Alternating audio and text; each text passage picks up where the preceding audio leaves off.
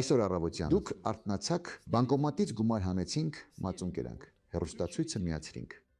Եթե ձեր մտերիմներից որևէ մեկը երբևէ MRI-ի է ենթարկվել, ապա իմացեք, որ այս սարքը նույնպես հայ է հորինել։ Սա ապարտության համար ձեռքբերումների ցանկ չէ։ Սա մի փոքրիկ ժողովրդի պատմություն է, ով իր պատմության մեծ մասը ապրել է ցրված վիճակում, առանց պետության, առանց բանակի, առանց նավթի։ Ժամանակ առ ժամանակ նա փոխեց ողջ մարդկության կյանքը։ Նրանք դատարկաձեռն եկան օտար երկրներ ու հեռացան, իրենց ետևում թողնելով մի բան, որն ամբողջ աշխարհն օգտագործում է այսօր։ Ահա այսպիսի 9 պատմություն։ 1971 Նյու Յորք։ Հայկական ծագմամբ երիտասարդ բժիշկ Ռայմոն Դամադյանը աշխատում է լաբորատորիայում եւ մտածում մի բանի մասին, որը նախկինում ոչ ոքի մտքով չէր անցնում կապել՝ միջուկային մագնիսական ռեզոնանսը եւ մարդու մարմինը։ Նրա գաղափարը պարզ է եւ միևնույն ժամանակ հեղափոխական։ Տարբեր հյուսվածքներ տարբեր կերպ են արձագանքում մագնիսական դաշտին։ Եթե մարմնի վրա ուղղեք հզոր մագնիս եւ չափեք արձագանքը, կարող եք տեսնել, թե ինչ է կատարվում ներսում, առանց կտրվածքների, առանց ցավի, առանց որևէ բանի։ 1971 թվականին նա հոդված է հրապարակել Science ամսագրում։ Այն ենթադրում է պատմության մեջ առաջին անգամ, որ միջուկային մագնիսական ռեզոնանսը կարող է օգտագործվել ախտորոշման համար։ Գործընկերները վերապահումով են արձագանքում։ Շատերը քաղաքավարի թերահավատ են։ Դամադյանը կանգ չի առնում։ Նա կառուցում է ամբողջ մարմնի սկանավորման առաջին սարքը բառացիորեն իր լաբորատորիայում իր ձեռքերով։ 1977 թվականին նա կատարեց կենդանի մարդու առաջին ամբողջական սկանավորումը։ Պարզվում է, որ այս մարդը նրա ասպիրանտն է, ով համաձայնել է պառկել փորձարարական մեքենայի ներսում։ Ստացվում է սկանավորում։ Էկրանին կենդանի մարդու ներքին օրգանների առաջին պատկերն է, ստացված առանց վիրահատական միջամտության։ Այսօր մրտնահասանելի է աշխարհի բոլոր խոշոր հիվանդանոցներում։ Միլիարդավոր պատկերներ, միլիոնավոր ախտորոշումներ, միլիոնավոր կյանքեր, որոնք փոխվեցին դեպի լավը, քանի որ բժիշկը ժամանակին տեսավ այն, ինչ նախկինում անհնար էր տեսնել։ Առաջին օրիգինալ Դամադյան սկաները պահվում է Ամերիկայի ազգային գյուտարարների փառքի սրահում։ 1988 թվականին նա ստացել է տեխնոլոգիաների ազգային շքանշան, երկրի բարձրագույն տեխնոլոգիական պարգևը։ 2011 թվականին MIT Lamilson մրցանակը շնորհվել է մարդը, ով հորինել է MRI անվանումը։ Նյու Յորքից հայ մարդու ներսը նայելու միջոց է մտածել։ 1920 Լյութեր Սիմջան անունով մի հայ երիտասարդ գալիս է Ամերիկա։ Նա 20 տարեկան է։ Մեր հետևում երկար ճանապարհ է Օսմանյան կայսրությունից Եվրոպայով։ Գրպանումս գրեթե ոչինչ չկա։ Նա աշխատանք է ստանում մութ սենյակում։ Հետո համալսարան։ Հետո նա բացում է իրը եւ սկսում հորինել։ Առաջին գյուտը գունավոր դիմանկարային տեսախցիկ էր, ինքնաչափով։ Հետո գոլֆի սիմուլյատոր տեսախցիկով, որը նկարահանում է կադրի հետագիծը։ Այնուհետև կար հեռավտոգրաֆը, հեռախոսային գծով ձեռագիր հաղորդագրությունների փոխանցման սարք։ Այնուհետև գունավոր ռենտգեն մեքենա։ Սիմջանը արտոնագիր ստացավ արտոնագրի հետևից։ Նրա կյանքի վերջում նրանք 50-ից ավելի էին։ Բայց գլխավոր գյուտը այն է, որն այժմ կանգնած է աշխարհի յուրաքանչյուր քաղաքի յուրաքանչյուր անկյունում։ 1930-ականների վերջին Սիմջանը մտածում էր. ինչու են մարդիկ գնում բանկ գումար հանելու։ Ինչու չտեղադրել մեքենա, որն ինքն է կանխիկ գումար տրամադրում։ Նա սարք է մշակել, արտոնագրել այն եւ պայմանավորվել Նյու Յորքի բանկի հետ փորձի շուրջ։ Բանկը մի քանի մեքենաներ է մատակարարել։ 6 ամիս անց նա քաղաքավարի մերժումով նրանց վերադարձրեց Սիմջան։ Հաճախորդները չեն վստահում մեքենային իրենց փողերով։ Սիմջանը չթխրեց, նա շարունակեց կատարելագործել դիզայնը։ Անցել է մի քանի տասնամյակ։ Տեխնոլոգիան հասել է գաղափարին։ 1967 թվականին Լոնդոնում հայտնվեց առաջին ժամանակակից բանկոմատը։ 1969 թվականին Ամերիկայում։ Այսօր աշխարհում գործում է մոտ 3-5 միլիոն բանկոմատ։ Սիմջանի գաղափարից 30 տարի պահանջվեց, որպեսզի աշխարհը պատրաստ լինի ընդունել այն։ 1911 նահանգներ։ Հայ Գաբրիել Ղազարյանը ստացել է մազերի չորացման արտոնագրային սարք։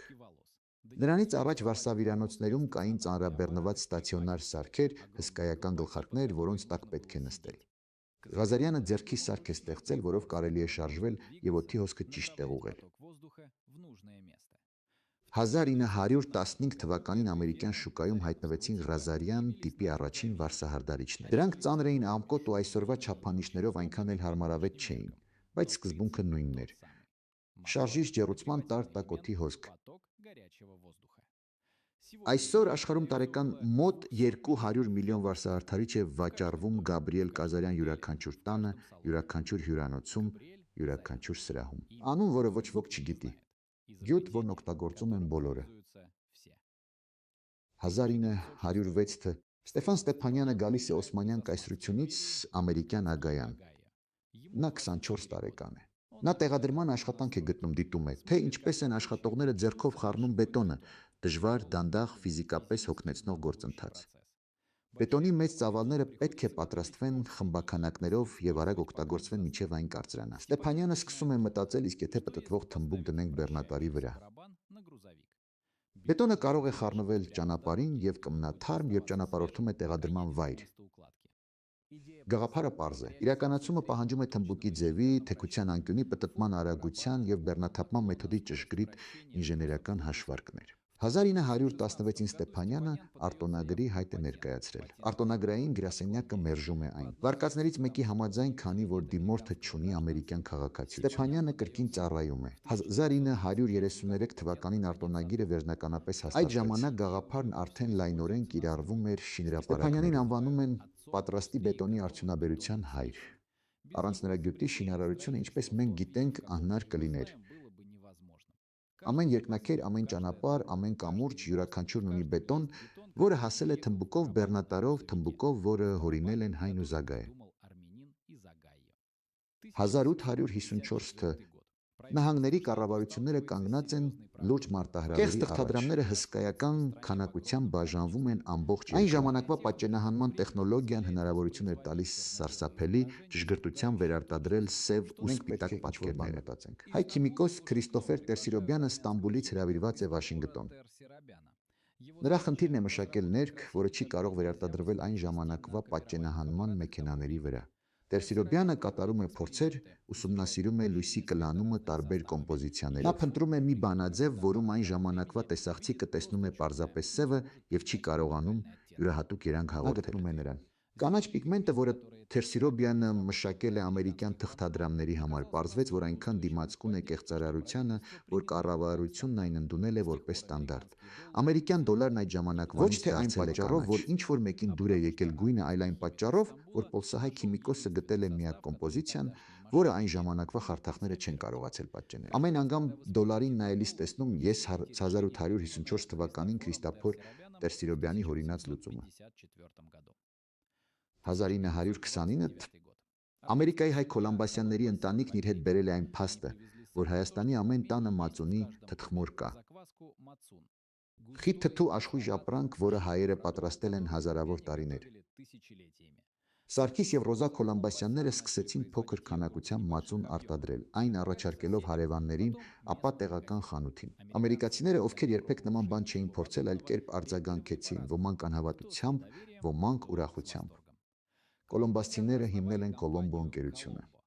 Այն դարձավ ԱՄՆ-ում առաջին կոմերցիոն մածուն արտադրողը։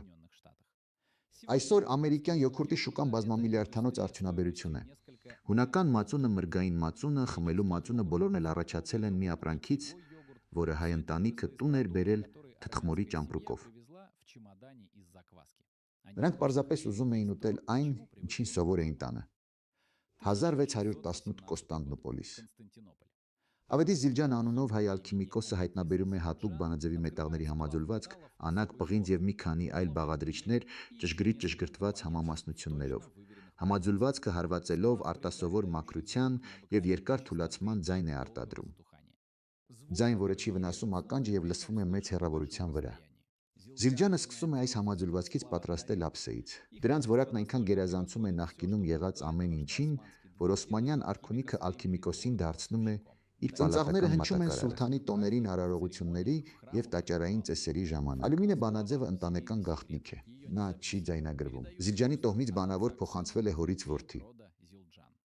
400 տարի անց 1929 թվականին այդ ալքիմիկոս Ավետիս Զիլջան Արդի հետնորդը եկավ Ամերիկա եւ Բոստոնում հիմնեց Zillian Simple Company գործարանը։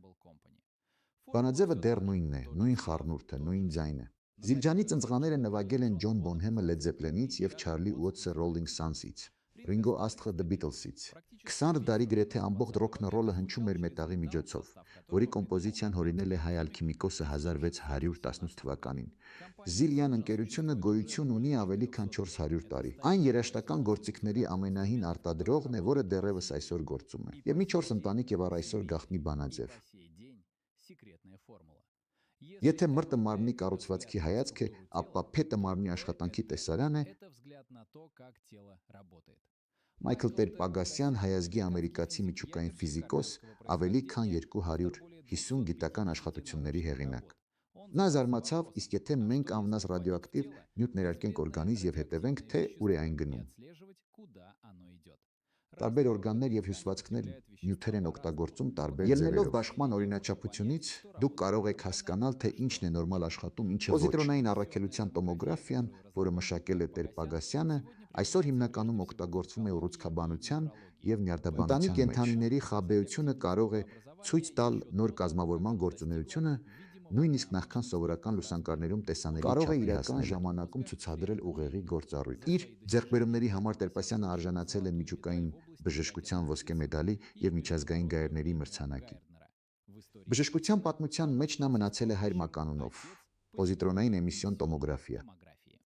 Երկու հայ բժիշկներ եւ գիտնականներ Դամադյանը եւ Տեր-Պագասյանը իրականում ստեղծել են ժամանակակից բժշկական պատկերացում։ Նրանց շնորհիվ բժիշկներն այսօր տեսնում են այն, ինչ նախկինում անտեսանելի էր։ 1618 Վիրջինիա Ջեյմսթաունի գաղութը անգլիական առաջին մշտական բնակավայրն էր ամերիկյան մայրցամաքում։ Լոնդոնյան Վիրջինիա ընկերության փաստաթղթերում նշվում է Մարտին Հայը։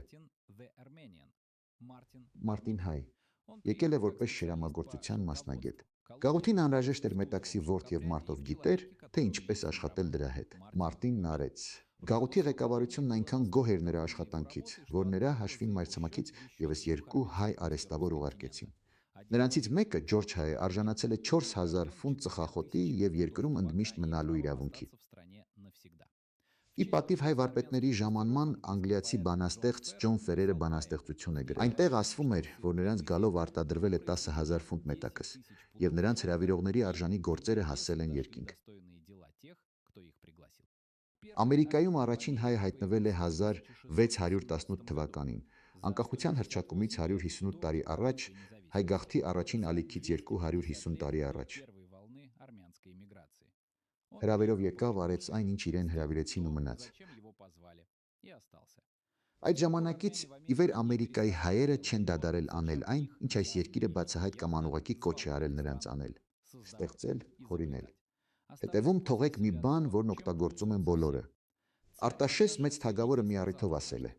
հայերը հակված են գնալ հեռավոր երկրներ, ավելի լավ կյանք փնտրելու եւ մեծ հաջողությունների հասնել, քանի որ կարողանում են քարից բուրավետ ծաղիկ փորագրել։ Բոլորը կնայեն այս հրաշքին ու կհիանան, բայց ոչ ոք երբեք չի ասի, որ այս հրաշքը հայ է արել։ Ծաղկի հարցում նա ճիշտ էր, իսկ մնացածը ժամանակը ամեն ինչ իր տեղը դրել է։ Բարի օր, շնորհակալություն